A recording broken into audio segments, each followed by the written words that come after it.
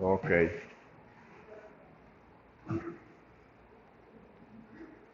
Shabbat Shalom, amados hermanos. Bueno, vamos a darle gracias al Señor por este espacio de enseñanza, de instrucción de la palabra. Vamos a poner este espacio delante de Él. Padre amado, Dios exaltado, soberano de los cielos y la tierra, a ti, Señor, elevamos nuestra acción de gracias en este día, Señor. A ti, Padre de tu pueblo, te alaba, te exalta, Señor, te adora en espíritu y en verdad. Delante de ti estamos, Señor, cada Shabbat para conmemorarte como nuestro soberano creador, como nuestro redentor, como nuestro sustentador. Gracias, Padre, por la multitud de tus misericordias que renuevas sobre tu pueblo cada mañana. Gracias por tu gran fidelidad. Gracias por todas tus bondades, Señor. Dale a tu pueblo un corazón rebosante, Señor, de gozo y alegría en tu presencia.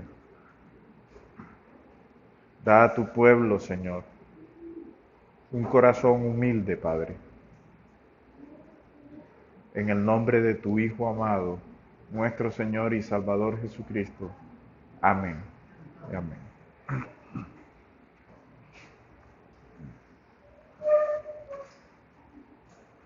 Bueno, hermanos, vamos a continuar en el Evangelio de Lucas. Voy a pedir que nos ubiquemos en el capítulo 10.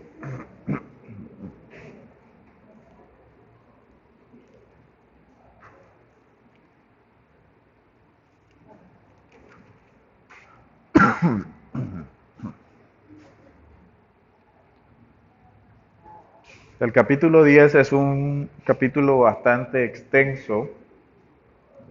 Ya aquí empezamos a ver en el Evangelio de Lucas lo que es la actividad del Señor. Y aquí empieza eh, su ministerio evangelístico eh, de manera más pronunciada. Y entre el versículo 1 al versículo 20 eh, se refleja o encontramos eh, el envío hacia la misión que el Señor hace de sus discípulos y de 70 más de ellos para que salgan a lo que Él llama el campo a buscar a aquellos que están perdidos. Pues recordemos que pues el Señor dice más adelante en este mismo evangelio que Él había venido a buscar y a salvar lo que se había perdido. ¿Ya? Y el Señor inicia diciendo, la mies es mucha, los obreros son pocos. Claro que la mies es mucha porque toda la humanidad está bajo el pecado. Toda la humanidad está muerta en delitos y pecados. Entonces todos necesitan redención, todos necesitan salvación. Y son pocos los que se salvan, como dice el Señor, en comparación con los que aún no son salvos.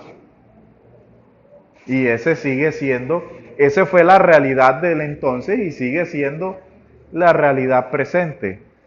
Muchos son los que están perdidos frente a los que están actualmente salvos por la gracia de Dios. Luego, encontramos aquí insertado en este capítulo 10 una parábola que surge como respuesta a una pregunta formulada en el versículo 25. Dice, he aquí, cierto maestro de la ley se levantó para probarle diciendo, maestro, ¿haciendo qué cosa poseeré la vida eterna. Y él le dijo, ¿qué está escrito en la ley? ¿Cómo lees? Él le respondió diciendo, amarás al Señor tu Dios con todo tu corazón, con toda tu alma y con todas tus fuerzas, y con toda tu mente, y a tu prójimo como a ti mismo. Le dijo, has respondido bien, haz esto y vivirás. Pero él, es decir, el maestro de la ley, queriendo justificarse, preguntó a Jesús, ¿y quién es mi prójimo?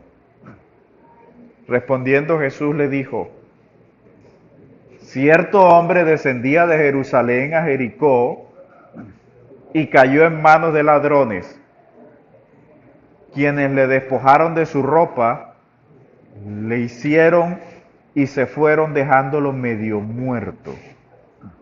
Le hirieron y se fueron dejándolo medio muerto. Por casualidad descendía cierto sacerdote por aquel camino y al verle pasó de largo. De igual manera un levita también llegó al lugar y al ir y verle pasó de largo. Pero cierto samaritano que iba de viaje llegó cerca de él y al verle fue movido a misericordia. Acercándose él, vendó sus heridas echándole aceite y vino y poniéndolo sobre su propia cabalgadura, le llevó a un mesón y cuidó de él. Y al día siguiente sacó 2 denarios y los dio al mesonero diciéndole, cuídamelo y todo lo que gaste de más, yo te lo pagaré cuando vuelva. ¿Cuál de estos 3 te parece haber sido el prójimo de aquel que cayó en manos de ladrones? Él dijo, el que hizo misericordia de él. Entonces Jesús le dijo, ve y haz tú lo mismo. Vamos a ocuparnos en la parábola del samaritano. Como hemos podido ver, esta es una parábola típica. No es simbólica porque no necesita ilustrar con ella una simbología, porque es sumamente clara y surge como respuesta a una pregunta de un maestro de la ley que le dice, ¿qué haré? Puesto que siempre estaban pensando en términos de obras en cuanto a la salvación, ¿qué haré para heredar la vida eterna?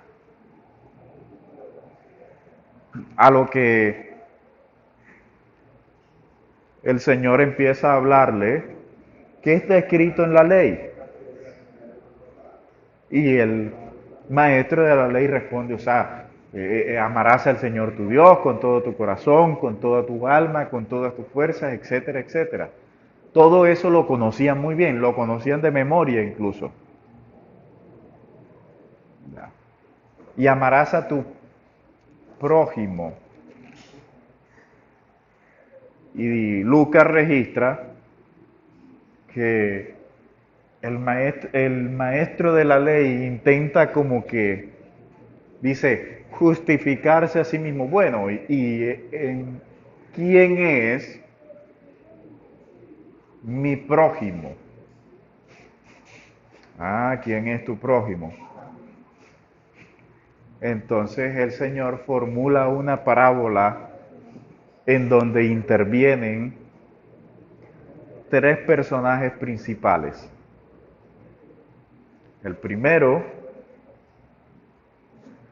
es ese hombre que descendía de Jericó, que descendía de Jerusalén hacia Jericó y fue asaltado en el camino por los ladrones y fue herido gravemente, hasta el punto casi que de morir.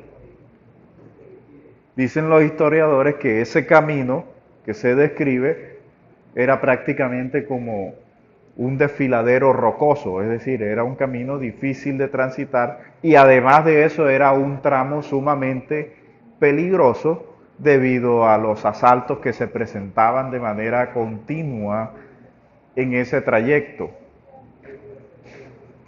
Dice el Señor que dichos ladrones actuaron de una manera sumamente violenta, pues no solamente lo despojaron, sino que lo hirieron gravemente hasta el punto de dejarlo casi muerto, o tal vez esperaban que muriera a causa de las heridas. Era el desenlace que tal vez se esperaba. Pero lo interesante es que entonces el Señor empieza ahora a introducir una serie de personajes y el segundo personaje que entra en la escena es un sacerdote que descendía de Jerusalén. Dice, él también bajaba por el mismo camino. Al ser un sacerdote, obviamente era un hombre religioso.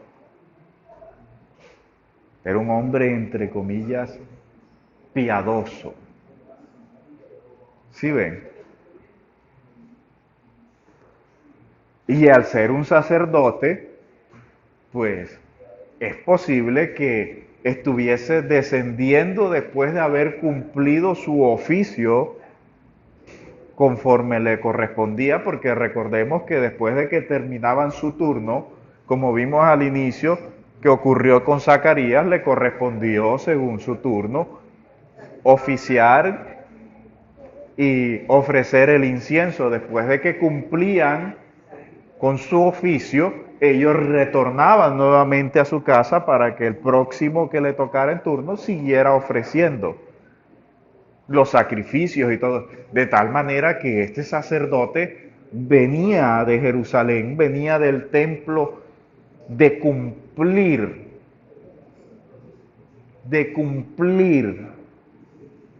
con lo que exigía la ley. Venía de adorar. Pero, al parecer, este hombre, este sacerdote religioso, no comprendía lo que había dicho el profeta, lo que había dicho el Señor por medio del profeta Oseas, por allá en el capítulo 6 del profeta Oseas, versículo 6, que dice, porque misericordia quiero y no sacrificios, conocimiento de Dios más que holocaustos. Característico de los sacerdotes de la época de Jesús. Eran tan vacíos que lo único que podían mostrar era lo externo. Pero ni había misericordia en ellos y mucho menos había conocimiento de Dios.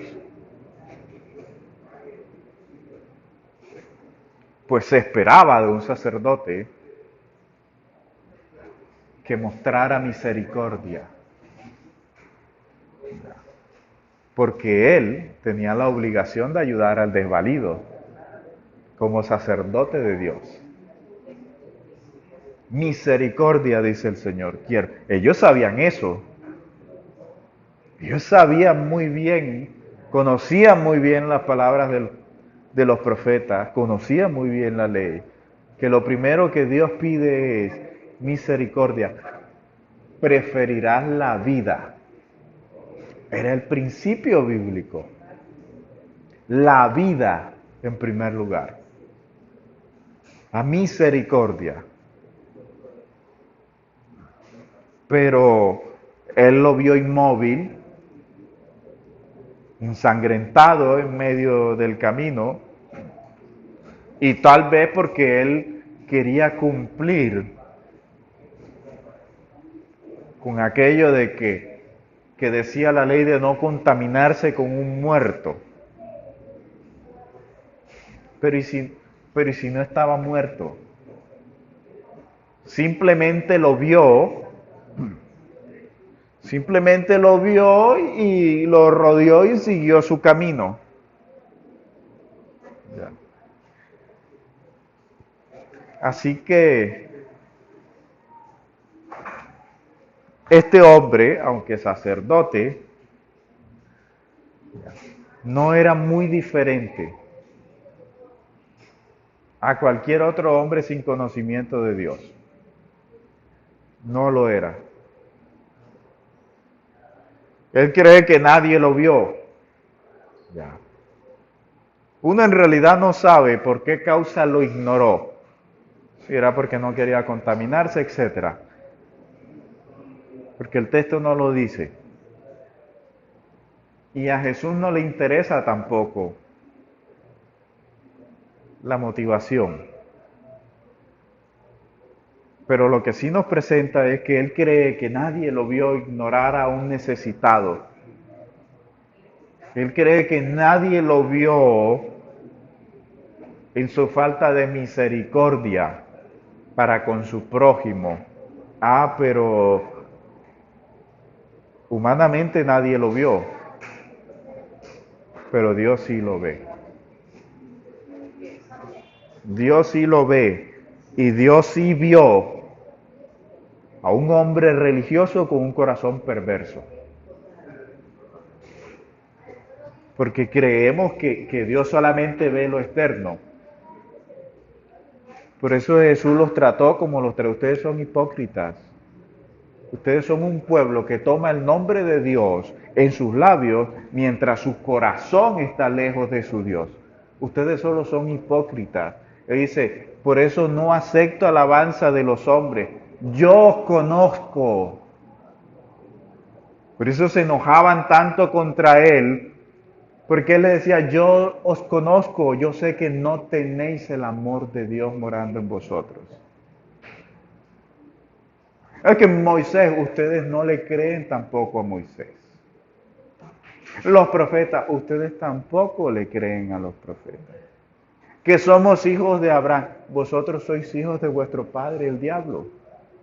Y los deseos de vuestro padre queréis hacer. Porque él ha sido homicida desde el principio, padre de mentira. Entonces sí, aquí hay un hombre muy religioso, un sacerdote de Dios, pero sin misericordia, sin piedad, sin compasión por su prójimo. Pero bendito Dios que era un sacerdote, porque se imaginan si no lo fuera.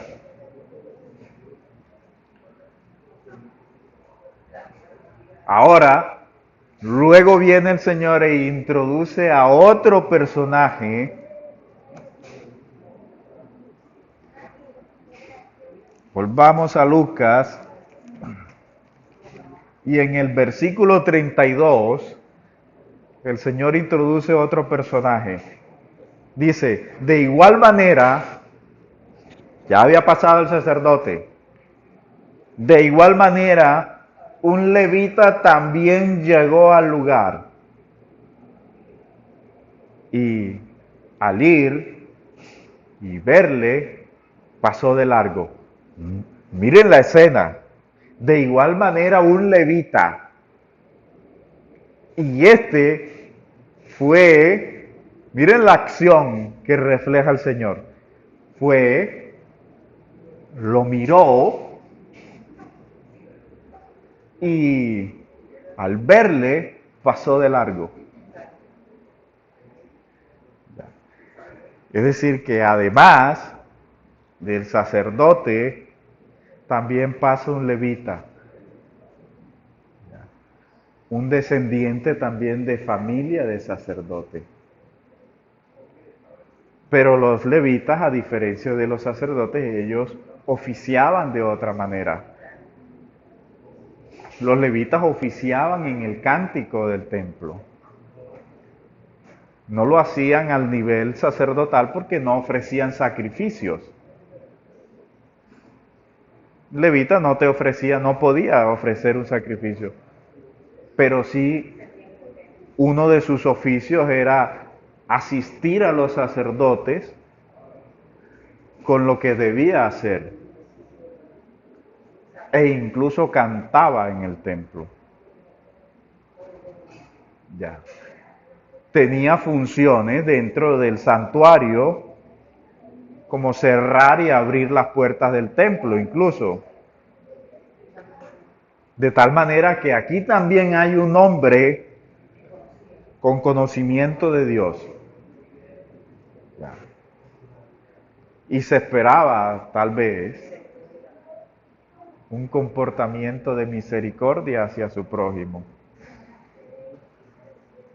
Sin embargo, tampoco ocurrió en este caso. Y tal vez al igual que el sacerdote quiso encontrar alguna excusa, porque hubiese podido encontrar cualquier excusa para no ayudarlo. O sea, siendo que la situación del viajero pues era crítica, pues el Señor lo describe como desnudo, herido y casi muerto. Era una situación crítica. Exactamente, era una situación de vida o muerte. No era una situación cualquiera. Por eso es que la parábola del Señor es bastante concreta. Es bastante diciente. Es sumamente clara. Esta parábola, a diferencia de muchas otras del Señor, no da lugar a ningún tipo de enigma, porque la parábola es sumamente clara.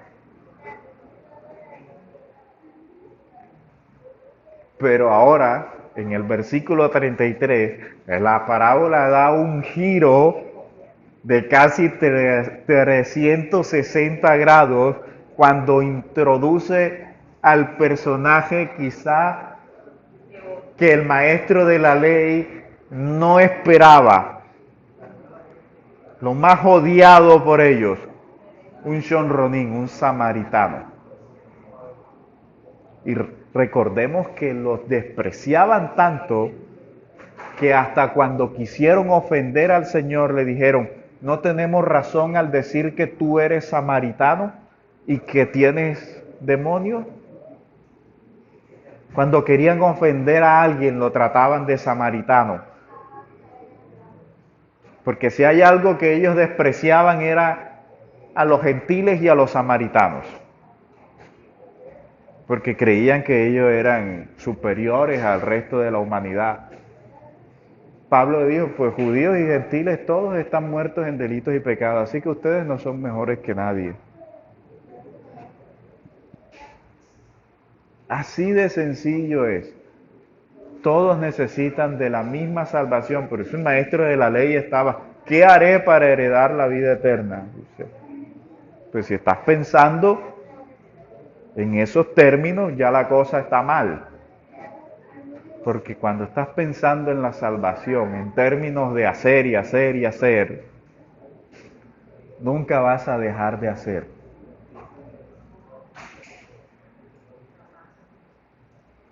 Y como les digo, la parábola toma un giro cuando en el versículo 33 dice, pero cierto samaritano que iba de viaje, llegó cerca de él y al verlo fue movido a misericordia.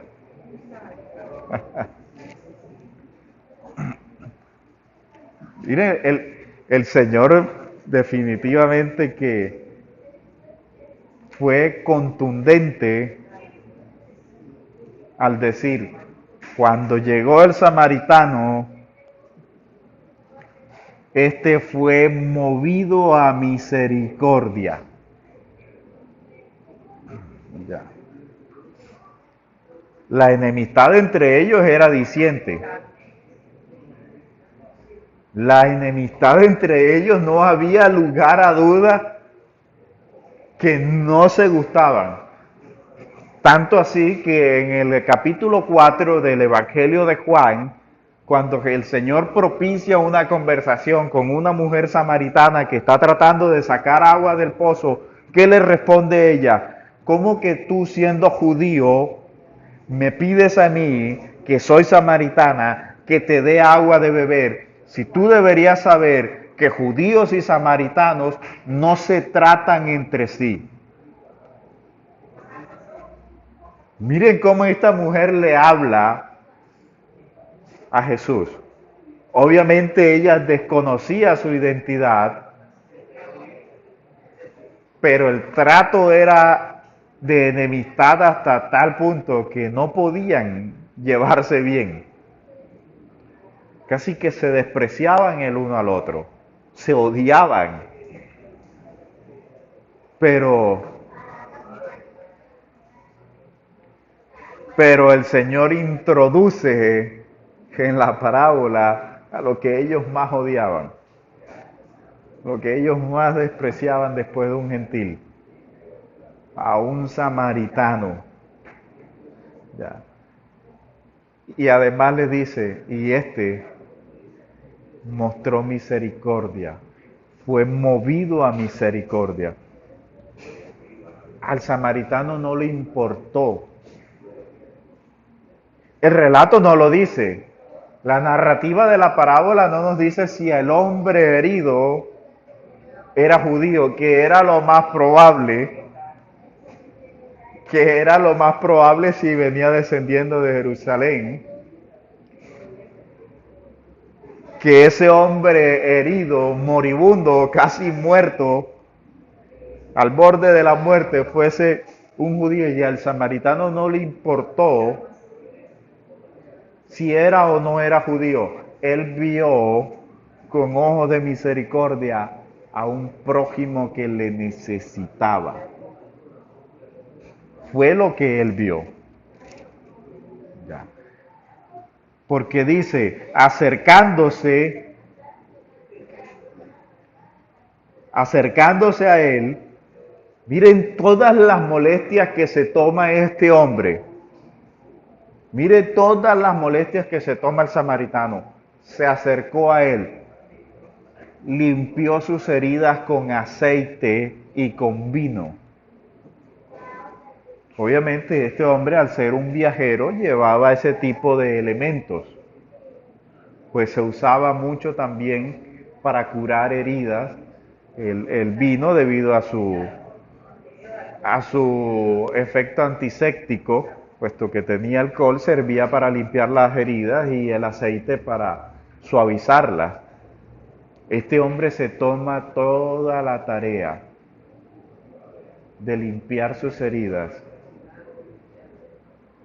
de untarlas con aceite, de vendarlo, y como si fuera poco, lo toma y lo monta en su cabalgadura, lo que implica, ojo, y este hombre no tenía ni siquiera un caballo, porque ellos usaban o un burro o un mulo, pero los judíos muy pocos, ni los samaritanos, andaban en caballos. Solo los militares usaban caballos. Los romanos usaban caballos, porque un caballo era un animal de uso militar. Y este hombre lo toma y lo monta en su cabalgadura, lo que implica que este hombre iba caminando mientras arriaba su burro o su asno. Él caminaba mientras llevaba a su prójimo, sí, tal vez a un judío, sobre su asno. Así que a este hombre no le importó si era judío o no era judío. Dice, él lo vio y fue movido a misericordia. Es decir, desde sus entrañas fue movido a misericordia. Vio a alguien moribundo. Vio a alguien que a menos de que se le ayudase, iba a morir.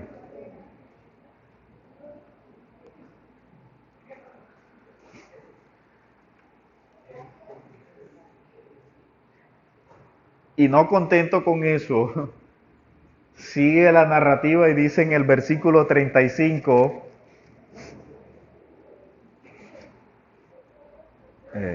que el samaritano lo lleva a un mesón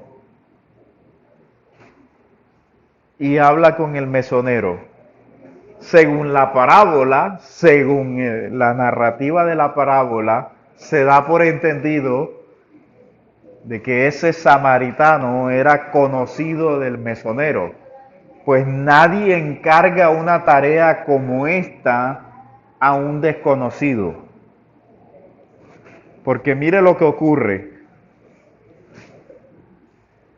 Versículo 34. Acercándose a él, vendó sus heridas, echándole aceite y vino y poniéndolo sobre su propia cabalgadura, lo llevó a un mesón y cuidó de él. Mira una cosa, el samaritano cuidó de él en el mesón, pero obviamente este hombre estaba tan mal herido que no podía quedarse con él por siempre. Entonces le hace un encargo al mesonero. Al día siguiente sacó 2 denarios y los dio al mesonero diciéndole, cuídamelo y todo lo que gastes de más, yo te lo pagaré cuando vuelva. Según la parábola, al parecer, este samaritano acostumbraba a hospedarse con este mesonero, porque nadie hace un encargo de semejante magnitud a alguien, porque mire lo que viene a continuación. Bueno, dice, yo te lo pagaré cuando vuelva. Y si debía conocerlo, de lo contrario, ¿y quién me garantiza que me vas a pagar? Es decir, que este hombre le encargó un cuidado personal. No solamente le pagó por hospedaje para ese hombre, sino que le pagó para que lo cuidase, para que lo atendiese. Y sabe lo que dicen, sabe lo que dicen los historiadores al respecto, que en esa época el gasto que hizo el samaritano, de acuerdo con la parábola, podía sumar alrededor de 2 meses completos de hospedaje.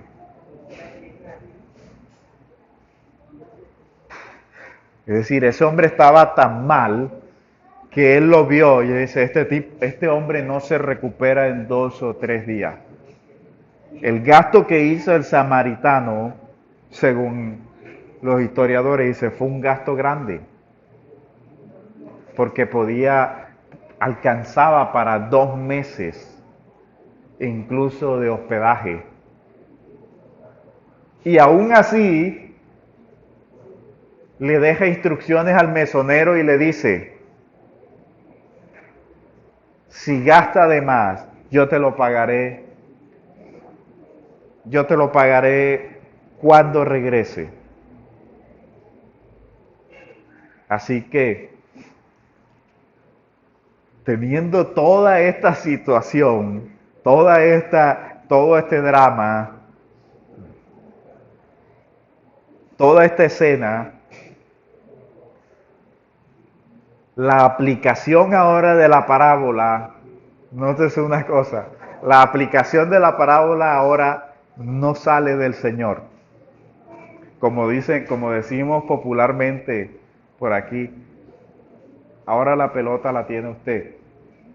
Ahora él le pasa el balón al maestro de la ley y le dice, ¿quién? ¿Quién?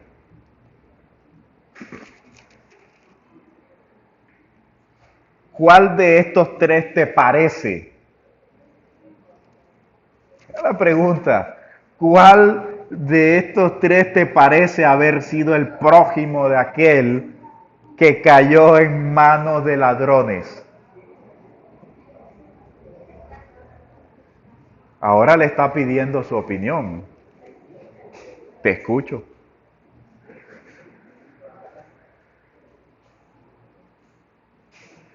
Ahora le está pidiendo, fíjese lo que está haciendo el Señor, ahora le está pidiendo su opinión sobre el comportamiento de un sacerdote y un levita.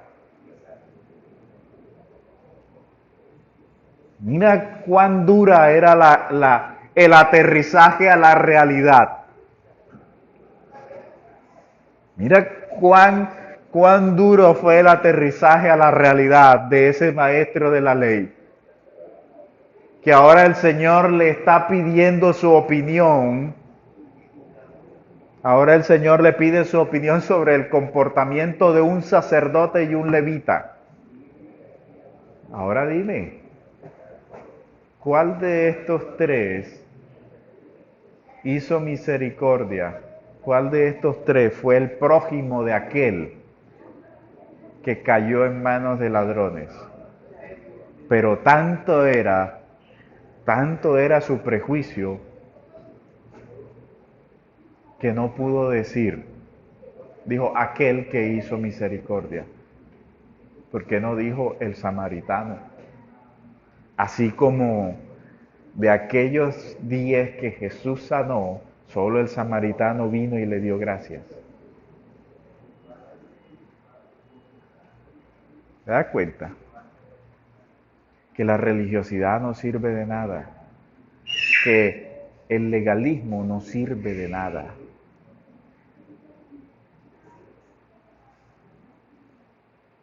El legalismo solamente es el reflejo de una vida vacía y sin Dios.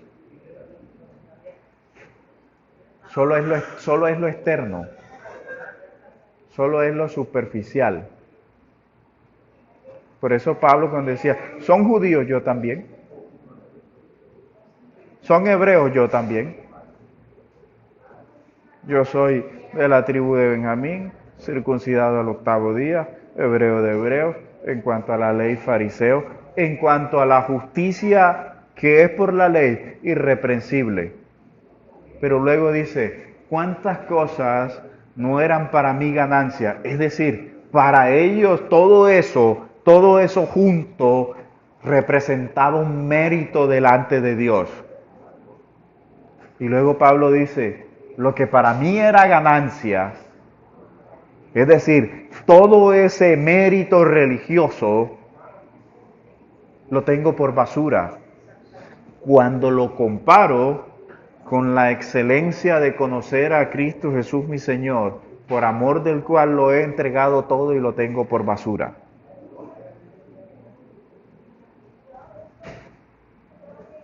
¿Ves que el mérito no sirve de nada?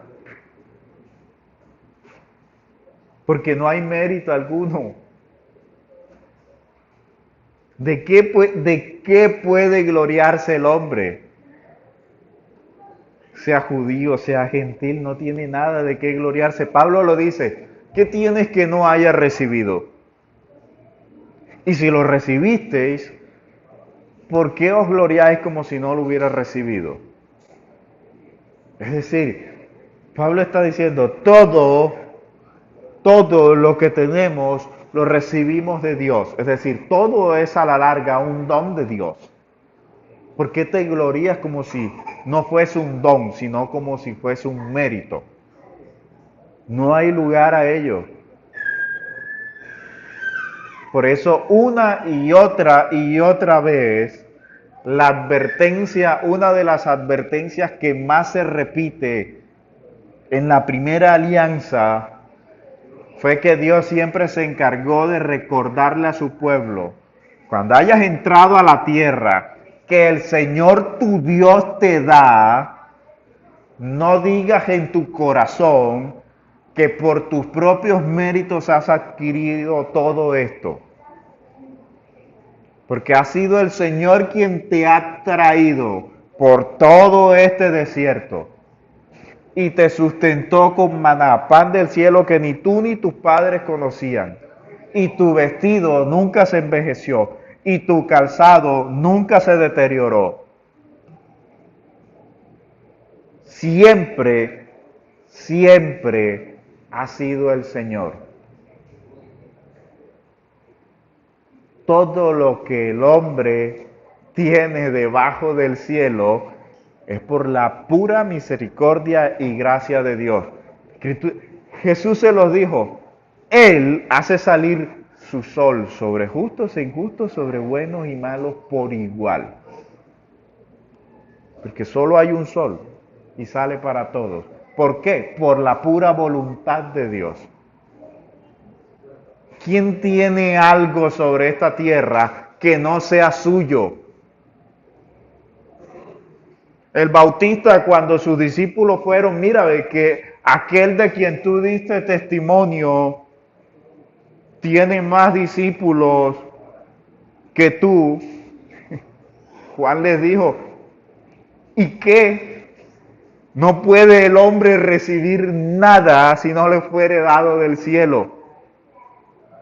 Es necesario que Él crezca y que yo mengüe. Siempre se trata de Él. Siempre se trata de Dios, de su misericordia, de su gran bondad para aquellos que no la merecen. Y eso es lo que Jesús quería que este maestro de la ley aprendiera. Dice, tú no eres superior a nadie, no eres especial. Todos los hombres están muertos en delitos y pecados. Todos, todos, todos. Todos son necesitados de la gracia y la misericordia de Dios. Sea sacerdote, sea levita, sea lo que sea. ¿Tú crees que a Dios le impresiona el que una persona... Hoy hay muchos que se hacen llamar a sí mismos apóstoles. Y son apóstoles y son de todo. Al igual que en la época de Jesús, solo buscan reconocimiento. Jesús dice, yo os conozco. Ustedes solamente se dan gloria los unos de los otros. Buscan reconocimiento. Buscan ser admirados, ser reconocidos, ser adulados. Pero no saben nada de Dios, no tienen conocimiento de Dios. Porque si tuvieran conocimiento de Dios, mostrarían misericordia. Porque es el Señor quien ha dicho, lo que quiero no son sacrificios. Lo que quiero es misericordia. Compasión. Jesús le dijo, sí, el que hizo, ¿sabe quién fue el que hizo misericordia? El samaritano. Porque no lo quiso decir. No lo quiso decir. ¿Te das cuenta que ni siquiera un sacerdote y un levita cumplieron con lo que requería la ley? Elegir la vida.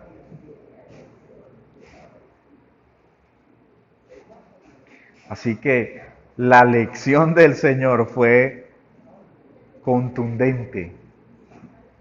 La lección del Señor fue contundente. El prójimo es todo aquel que necesita de nuestra misericordia, sin importar quién sea. Sin importar quién sea. Si era judío, si sea lo que sea.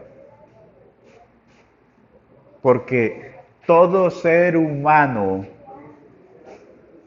que camina sobre esta tierra desde Adán hasta las generaciones por venir, todo hombre, todo ser humano es un portador de la imagen de Dios. Todo ser humano es un portador de la imagen de Dios. Tiene una dignidad inherente por el solo hecho de portar la imagen de Dios. Creó el hombre a su imagen y semejanza. La dignidad del hombre viene de allí, de que no es producto de una evolución, no, es creación de Dios. Por eso tiene el hombre una dignidad que le es inherente, porque porta, es el único, es la única criatura que porta la imagen de Dios. Así que la misericordia debe ser para todos. Yo debo mostrar misericordia por todos los hombres, mucho más por el necesitado. No tengo que ver si es blanco, si es negro, si es cabello, esto, lo otro. No, eso no es importante. Eso no es relevante. Lo importante es el amor a mi prójimo. Y ese amor se ve reflejado con un corazón lleno de misericordia. Porque el cumplimiento de la ley, dijo el apóstol Pablo, es el amor. Es el amor. Ellos observaban muchas cosas y no tenían amor. Y el Señor se lo dijo. Si vosotros diezmáis la menta, el eneldo, esto. Sí, eso es bueno hacerlo. Pero, ¿cuál es el problema? Que ustedes olvidaron lo más importante de la ley.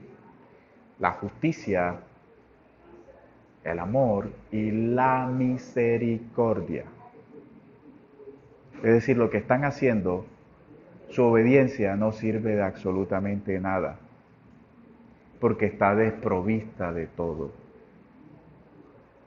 Por eso era que el Señor le decía, Dios está en sus labios, sus mandamientos están en su corazón está muy lejos de Dios. Había una desconexión. Eso es lo que es la hipocresía. Cuando hay una desconexión entre lo que yo profeso y lo que vivo. Eso es ser hipócrita. Jesús le dijo, el sacerdote y el levita no eran más que dos hipócritas en ese camino. Dos hombres con conocimiento de Dios, pero que no pudieron actuar en consecuencia a su fe. Eso es lo que es la hipocresía. Un creyente debe ser coherente. Debe ser coherente en su fe. Y el llamado del Señor es ese. Muestra misericordia sin importar quién sea. No mires a lo que, así es esto, si él es esto otro, no. No. Sí, el samaritano no era de su misma religión. Pero es que Jesús no está hablando de religión. Jesús está hablando de misericordia. Porque le demostró que la religión sin misericordia. ¿Y saben quién habla muy bien de eso? Santiago. Santiago, que bien que dice, sí, la fe, Abraham. Pues déjeme decirle que la fe sin frutos está muerta. Es decir, tú estás muerto. Porque si tú humillas a tu hermano, hay algo que no está bien dentro de tu fe. Santiago ilustra muy bien lo que es una fe coherente, lo que es una genuina y verdadera fe. Santiago dice, sí, los demonios también creen. Los demonios también creen y tiemblan, porque ellos saben muy bien quién es Dios. Pero no se trata solo de creer, sino de ser coherente. Un creyente debe ser coherente en su fe. Y el Señor le estaba mostrando al maestro de la ley que estos dos hombres no eran coherentes, que no eran hombres de misericordia, y que quien menos esperaban les dio una lección de quién es prójimo y de cómo se trata a un prójimo en necesidad. Aquellos que ellos decían que no tenían conocimiento de Dios, etcétera, etcétera, les dio la gran lección de su vida. Les enseñó lo que era la misericordia y la humildad. Porque tomar a un hombre y ponerlo sobre su cabalgadura mientras él iba caminando, arriando. Ya. Pero eso es lo que el Señor quiere que aprendamos, que no sirve de nada una religión saturada de egoísmo, ¿ya?, de grandeza personal, porque ellos estaban saturados de egoísmo y grandeza personal, ¿ya?, pero no había espacio en sus corazones para las enseñanzas del Señor, no había espacio para la misericordia, no había espacio para nada. Su ego era tan grande, tan inmenso, porque siempre lo sacaban a relucir. Es que nosotros, es que somos discípulos de Moisés, es que somos descendientes de Abraham, es que nuestros padres comieron esto, es que nuestros padres esto. O sea, no había lugar en sus corazones más que al egoísmo y a la grandeza personal. Por eso las enseñanzas del Señor nunca pudieron calar en ellos. Por eso nunca pudieron aceptar sus enseñanzas. Nunca pudieron aprenderle nada. Que su ego era tan grande que no cabía nada más. Ellos creían que el mundo giraba en torno a ellos. Como decía el filósofo, que ellos creían que eran la medida de todas las cosas. No. Dios es la medida de todas las cosas. Y el hombre es solamente una partícula dentro del gran universo de Dios. Y aún así, Dios ama grandemente al hombre. Por eso el Señor dijo, de tal manera amó Dios. Nosotros estábamos al igual que tal vez que ese viajero en el camino. Y Dios dice, por su gran amor con el que nos amó, nos rescató, nos salvó, nos redimió, ha hecho todo lo que no podíamos hacer por nosotros mismos. Y de eso se trata. De eso se trata. De Dios y su grande misericordia, y que nosotros, como pueblo suyo, reflejemos esa misericordia. Y no seamos como el sacerdote que solamente, y como el levita, que solamente es del conocimiento de Dios hacia afuera. Por eso el creyente debe cuidarse de que su corazón no se llene de envanecimiento creyendo que es superior a otros.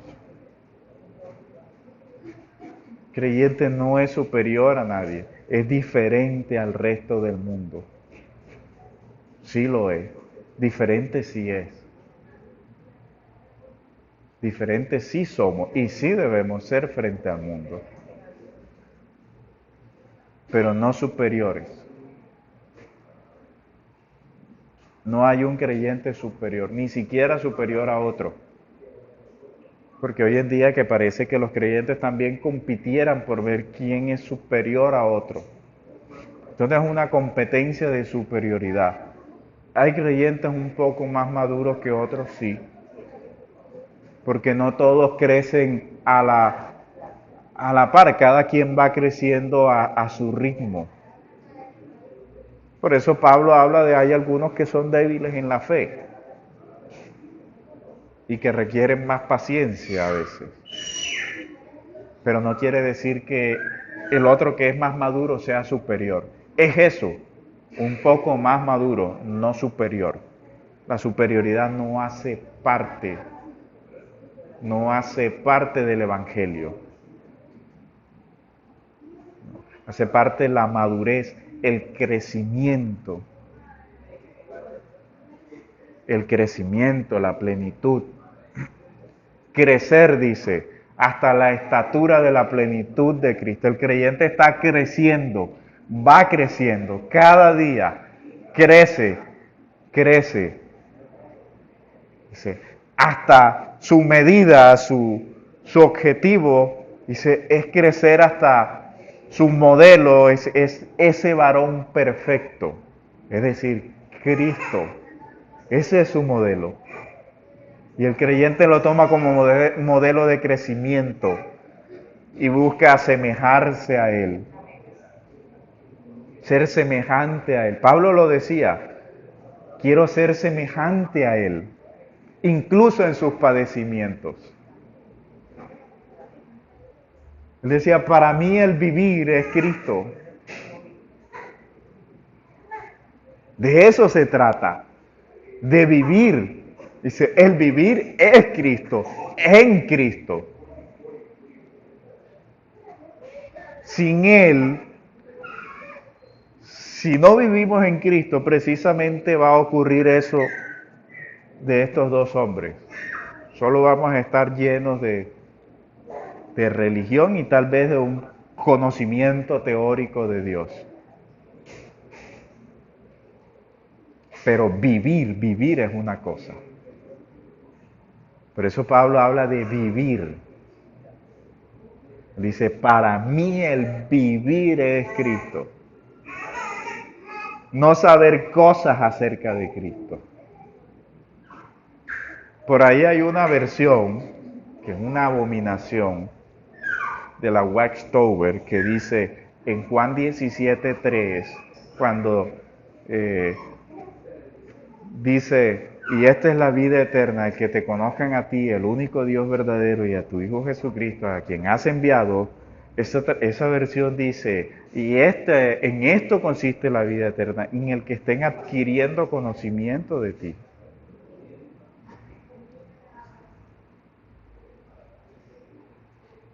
Es muy diferente adquirir conocimiento acerca de Dios y conocer a Dios. Porque conocer a Dios transforma.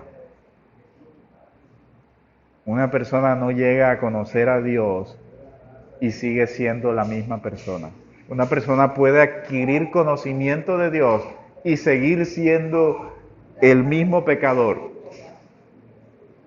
Pero nunca hubo una persona en toda la historia bíblica que hubiese tenido un contacto directo con Dios, ¿ya?, y hubiese seguido siendo igual. No, eso no es posible. El genuino conocimiento de Dios renueva, transforma, cambia. Si no te cambia, estás muy mal ubicado. Muy mal ubicado.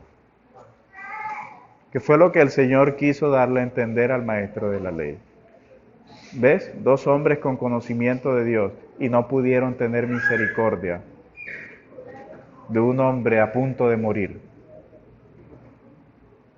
¿De qué te sirve entonces si no puedes ni siquiera mostrar misericordia con tu prójimo?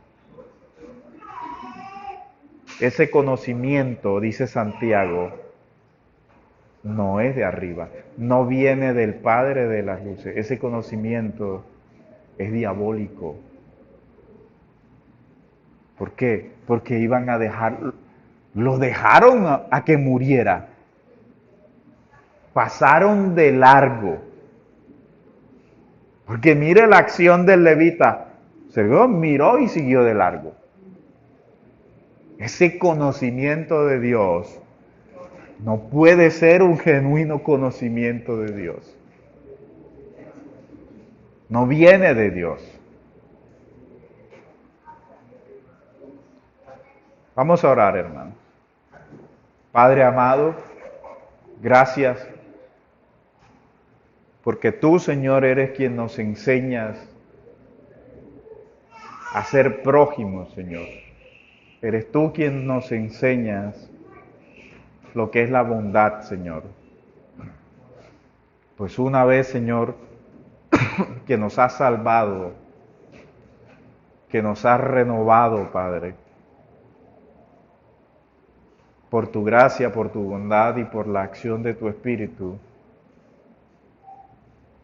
tú nos enseñas, Señor, a tener misericordia, así como tú la tuviste, Señor, para con nosotros. Gracias, Padre, por la misericordia que un día mostraste hacia nosotros, Señor, cuando estábamos en la misma condición, pero te apiadaste, Señor. Fuiste movido a misericordia y ahora, Señor, tú nos llamas, Padre, a tener misericordia con nuestro prójimo. Sigue enseñándonos, Señor. Sigue instruyendo a tu pueblo. Sigue guiándolo, Señor, en el crecimiento de tu voluntad, Señor. En el nombre de tu Hijo amado, nuestro Señor y Salvador Jesucristo. Amén. Amén.